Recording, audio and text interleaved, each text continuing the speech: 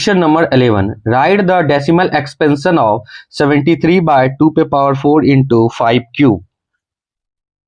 तो चलिए सॉल्यूशन करते हैं। 73 बाय 2 पे पावर 4 इंटू 5 क्यूब, ये किस फॉर्म में आ गया 2 पे पावर m इंटू 5 पे पावर n। ओके, अगर कहीं ना कहीं 5 पे पावर मैं 4 कर देता तो ये सॉल्यूशन करने में हमको आसान होता। तो मैं क्या करूंगा, नीचे 5 से मल्टीप्लाई करूंगा तो ऊपर भी 5 से मल्टीप्लाई कर दूंगा। ठीक है, तो 73 इंटू 5 हो जाएगा 365, नीचे हो जाएगा 2 पे पावर 4 इंटू 5 पे पावर 4। ठीक है, तो 365 बाय मैं लिख सकता हूं 10 पे पावर 4। अब देखिए 365 10 पे पावर 4 कितना हो जाएगा, नीचे 4 जीरो, तो मैं लिख सकता हूं 5630.0, ये आपका क्या हो गया answer. Question number 12. So that there is no value of n for which 2 पे पावर n into 5 पे power n ends in 5.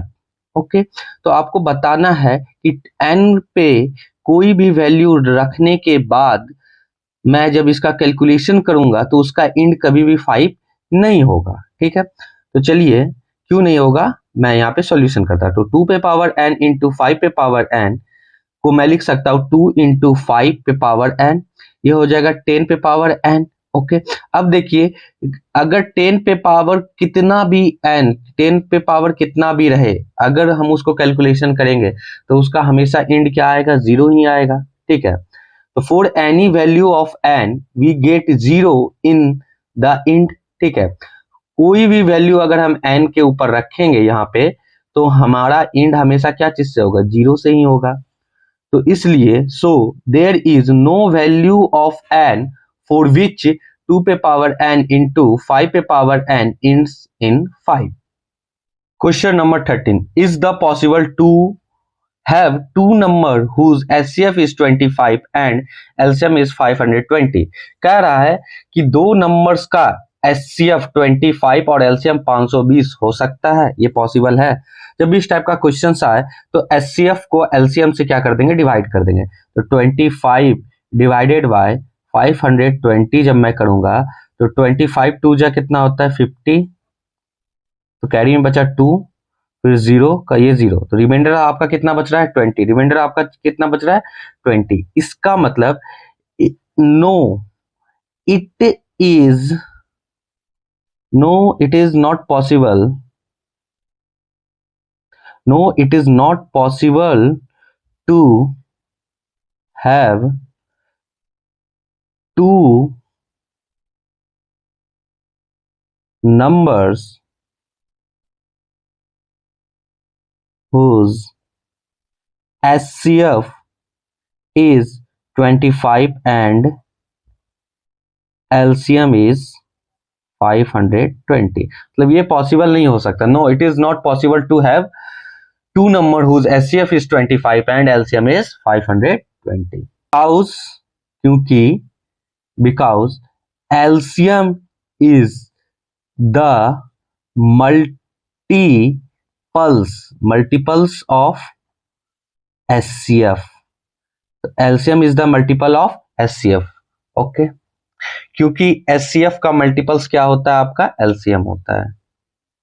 Question number 14. Give an example of two irrational whose sum is rational. दो irrational number का sum rational हो सकता है, तो चलिए निकालते हैं। जैसे 2 प्लस रूट 5 ये एक इरेशनल है। ठीक है, अब 2 माइनस रूट 5 ये भी आपका क्या है, इरेशनल है। दोनों का सम करते हैं तो देखते हैं रेशनल नंबर निकलता है क्या। चलिए कीजिए 2 plus root 5 plus 2 minus root 5, root 5 से रूट माइनस रूट 5 क्या हो गया, कैंसिल आउट हो गया। 2 प्लस 2 कितना आ गया 4, और ये 4 क्या आपका रेशनल नंबर है, ये 4 आपका क्या है, रेशनल नंबर है। तो यहां हम देख पा रहे हैं कि दो इरेशनल नंबर का सम रेशनल नंबर हो सकता है। Give an example of two irrational number whose product is rational number.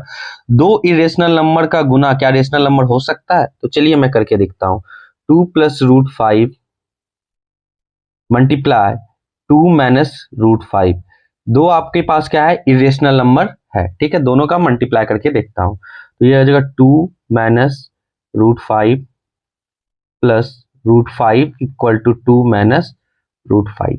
Okay, तो मल्टीप्लाई करेंगे तो 4 माइनस 2√5 प्लस 2√5, √5 इंटू √5, तो प्लस माइनस माइनस हो जाएगा, ये हो जाएगा आपका 5।